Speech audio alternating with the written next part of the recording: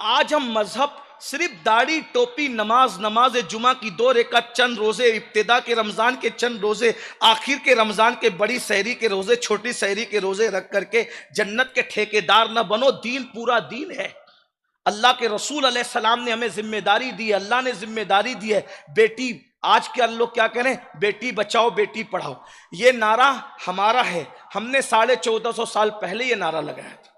آج لگ رہا ہے ہمارے ملک میں ہم اس کو سلام کرتے ہیں, بہت اچھی بات ہے. ہمارا دیا ہوا نعرہ عام ہو رہا ہے, لیکن اس میں ایک چیز کا اور اضافہ کرو. ایمان بچاؤ بیٹی پڑھاؤ. ایمان بچاؤ بیٹی پڑھاؤ. بیٹی بچا کر کے اوروں کے درندوں کے حوالے مت کر دو. بیٹی بچانے کا یہ مقصد نہیں ہے کہ بیٹی کو پیدا کرو. بیٹی بچانے کا مقصد یہ کہ بیٹی کو پیدا ہونے دو, بڑی ہونے دو, اس کو زندہ دفن مت کرو, ماں کے پیٹ میں مت کاٹو. لیکن جب پیدا ہو جائے تو اپنی جان سے زیادہ اپنی بیٹی کی آبرو کی حفاظت کرو. بیٹی بچانے کا مطلب یہ ہے. اس طرح بیٹی بچاؤ. یہ نہیں کہ پال کے جوان کر کے آوارہ کتوں کے حوالے کر دو, یہ نہیں ہوس کے پجاریوں کے حوالے کر دو.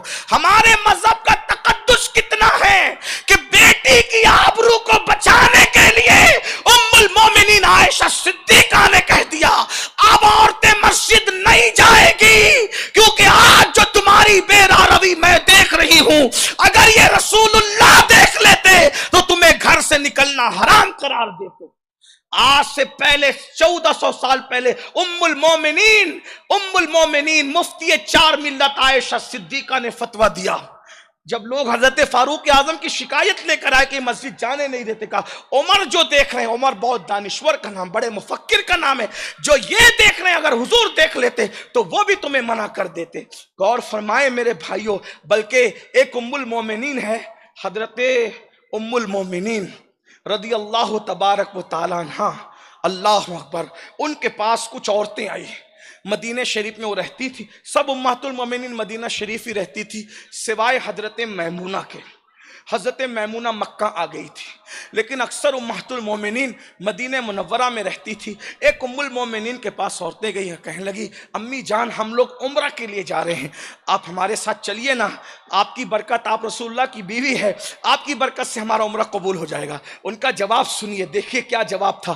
کہا کہ میں نے حج رسول اللہ کے ساتھ کیا ہے, جانے حج کے ساتھ میرا حج ہو گیا, جانے عمرہ کے ساتھ میرا عمرہ ہو گیا, جانے نماز کے ساتھ میں نے نمازیں پڑھ لی ہے. اب میرے لیے قرآن کا حکم یہ ہے وَقَرْنَا فِي بُيُوتِكُنَّ, میرے لیے عمرہ اور حج فرض نہیں ہے, میرے لیے گھر میں بیٹھنا فرض ہے. مجھے اللہ کا حکم ہے وَقَرْنَا فِي بُيُوتِكُنَّ, اپنے گھر میں بیٹھی رہو. اب میں نے اپنا گھر پکڑ لیا ہے اور اب میں مرے دم تک گھر کے باہر نکلنے والی نہیں ہوں, کیونکہ حالات جو میں دیکھ رہی ہوں حالات خراب ہو گئے ہیں. اس وقت عورت کا گھر میں بیٹھنا اچھا ہے. کس وقت کا حالات خراب ہو گئے ہیں؟ خیر القرون اینڈ پر تھا, اس وقت کا حالات خراب ہو گئے, مردوں کے اندر برائیاں پیدا ہو گئی. میرے بھائیوں, بیٹیاں پیدا تو ہو رہی ہیں, انہیں بچاؤ بھی, انہیں پڑھاؤ بھی, لیکن ان کا ایمان بچانا بھی ضروری ہے. اور اگر آپ ایسا نہیں کر رہے ہیں, بیٹی کو لمبی فون پہ گفتگو کرتا دیکھ کر آپ کے کان پہ جوں نہیں رینگتی, بیٹی کسی کے ساتھ جا رہی ہے آپ کو غیرت نہیں آتی, بیٹی فیس بک استعمال کر رہی ہے آپ کو غیرت نہیں آتی, بیٹی واٹس ایپ پر چیٹنگ کر رہی ہے آپ کو کوئی فکر نہیں ہے, تو اب آپ کے لیے رسول اللہ کی حدیث سن لیجئے, اسی پر بات میں پوری کرتا ہوں. ہمارے قائد ہمارے امیر کی آمد ہے, بس میں بات پوری کرنے لگا ہوں, توجہ کریں, حدیث سن لیں. اللہ کے رسول علیہ الصلوۃ والتسلیم فرماتے ہیں میں شب معراج جب جنت کی سیر کر رہا تھا تو میں نے دیکھا جنت کے دروازے پر ایک جملہ لکھا ہے.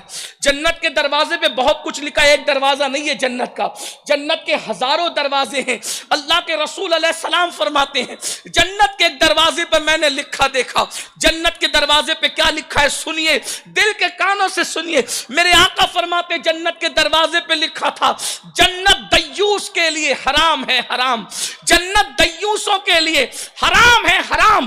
آقا نے جب صحابہ سے کہا کہ میں نے جنت کے دروازے پہ لکھا دیکھا کہ جنت دیوس دیوس کے لیے حرام ہے حرام. تو صحابہ نے کہا یا رسول اللہ دیوس کون ہے؟ تو آقا فرماتے ہیں جس گھر کی بیٹی بیوی بہن یعنی جس گھر کی عورت گھر کے باہر بے پردہ نکلے اور اس گھر کے لوگ اس کو منع نہ کرے وہ دیوس ہے دیوس. اللہ نہ اس کی نمازیں قبول کرتا ہے نہ اس کی دعائیں قبول کرتا ہے.